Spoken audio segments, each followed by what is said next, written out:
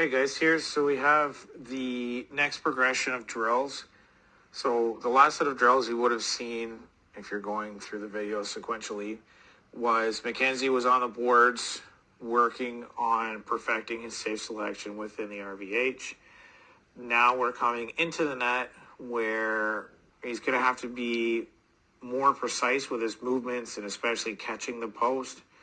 So for the most part here, Mackenzie is catching the post skate blade on post. He also can make an adjustment and go toe box. So the front part of the skate here, basically where the toe is, that's referred to as the toe box. That is the best place to catch the post in the RVH for seal and articulation. You are most mobile by catching the skate on the post, but it does leave a gap for most goalies between the bottom of the pad and the post, which can be problematic if you're not proactive, if you're not reading the puck. This becomes a bit of a hope save, so you're hoping you're right in the right position to make the save, and you're not active with your stick down low.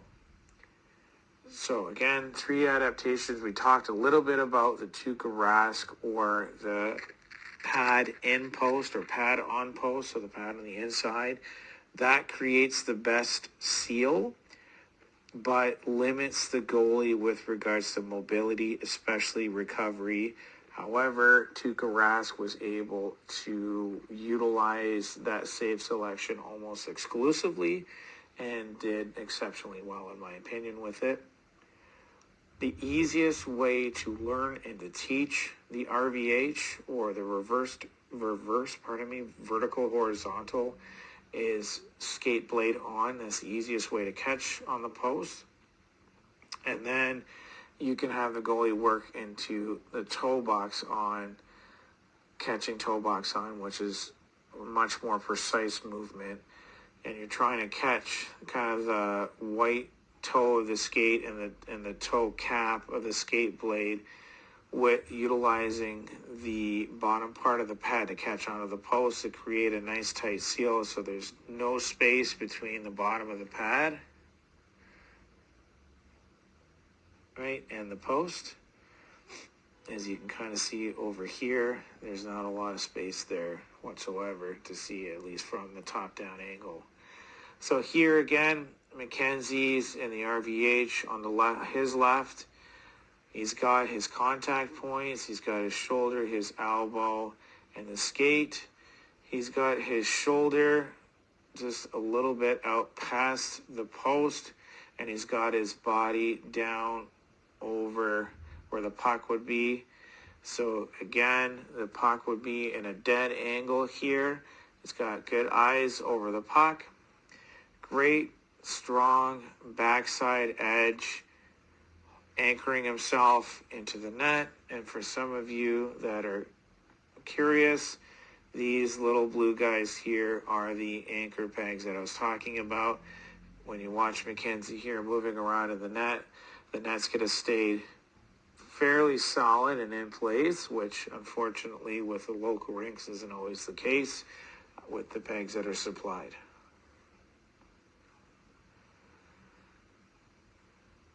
Right, Mackenzie leads the movements with his eyes.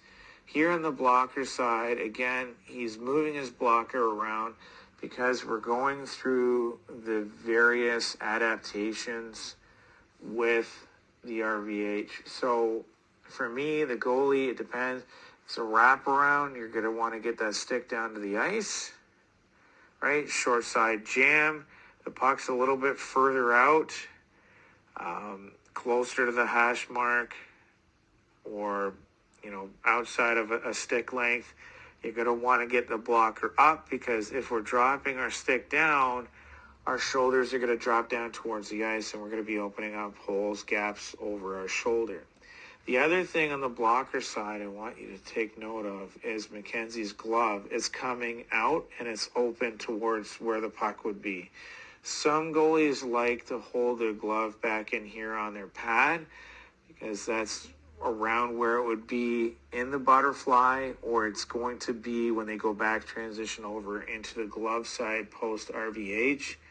Problem there is player comes across or driving the net is on their off wing or stick to the middle. So in Mackenzie's case here, that would be a right-hand shot coming off the left wall. Their sticks to the middle, so it's going to be easier for them to get or try to get that puck up and over his far side shoulder. So if we have the glove out and open, it's giving him an opportunity to cover off that short side and activate the glove on the shot. So again, the RVH, or reverse vertical horizontal, is a blocking safe selection on a dead angle puck. However, I prefer to have the goalies with a reactive mindset, as in they're putting themselves in a position, closing lanes, closing holes to the puck, but they're still able to activate their hands or body if need be.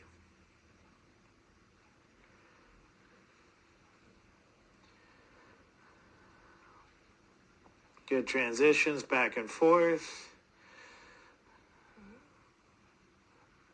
Okay, going through a couple different reps there.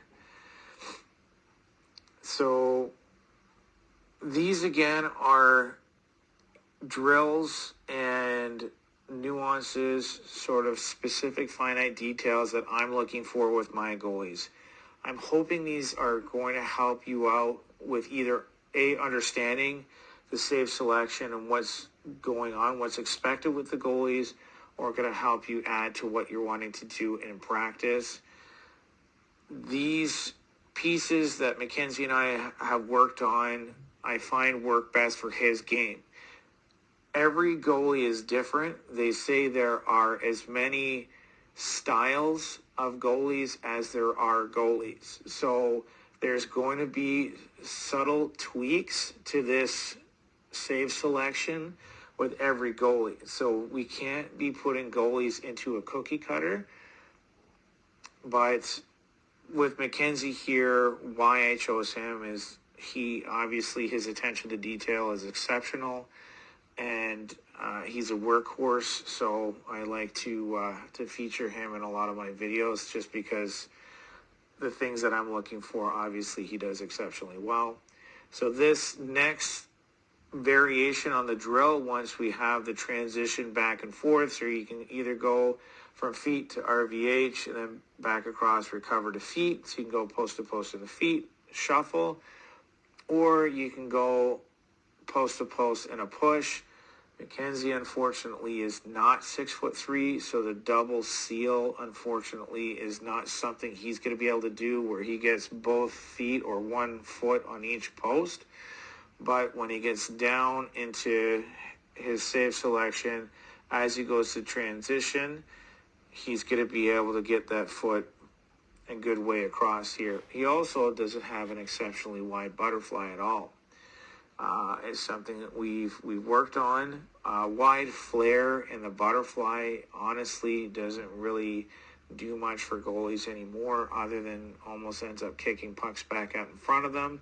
Narrower butterfly, if you are on angle, patient, and on point with your saves, it's going to put you in a better spot to taper the puck back into the corner or allow you to activate your pads as needed when there's a pass-off pad scenario. But here, next progression here as we're working through is Mackenzie's going to exaggerate articulation on the post.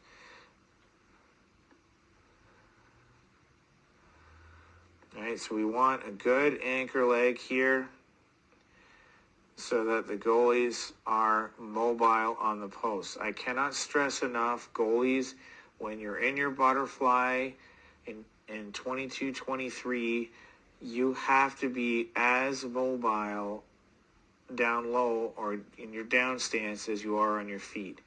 You cannot be out of the play just because you're in your butterfly. So all the different adaptive skating, edge work that we do down low, you can grab lots of videos on that, are so important. We have a very small space to cover, but it's so important that we're able to make angle adjustments based on puck position, based on our reads, and based on the other two forwards and potentially the D coming down, depending on the play the other team is doing.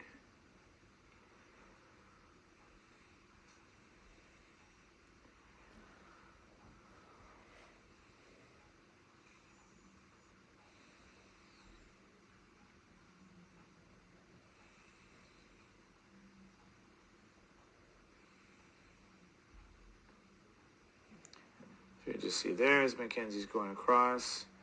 Again, receives there. That would be toe box on post. And again, we're looking for the details, balance. Here, we talked earlier about the glove coming over. So here we have the blocker arm out in front a little bit more. Still, he has what, again, using Ian Clark's terminology here, McKenzie has neutral elbows, so his elbows aren't flared out to the side like a chicken wing, kind of popping out to the side. He's generally keeping his elbows behind his gloves, keeping them neutral, not tight squished into the body, but in a position where he can seal lanes through the body. He is articulating that blocker out in front. He's getting the stick turned backwards, so some goalie coaches call this a backhand poke check. So he's just taking away lanes in tight to the net, ideally forcing the players to make good plays, good passes in order to beat him.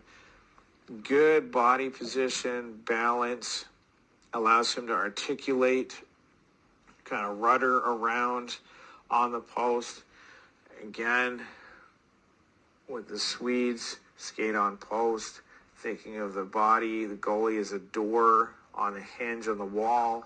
They have to be able to swing and make angle adjustments depending on how the puck carrier is attacking the net, passing lanes, reads on the ice.